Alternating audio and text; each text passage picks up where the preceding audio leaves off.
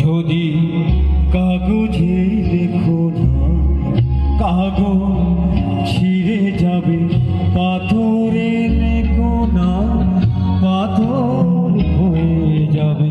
এই হৃদয় আছে না, সেই No, no, no,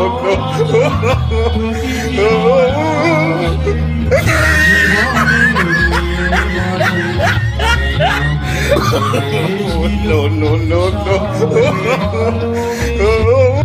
ধন্যবাদ, একটু হাততালি দিন। আমি মান্নাদের অনেক গান শোনাবো।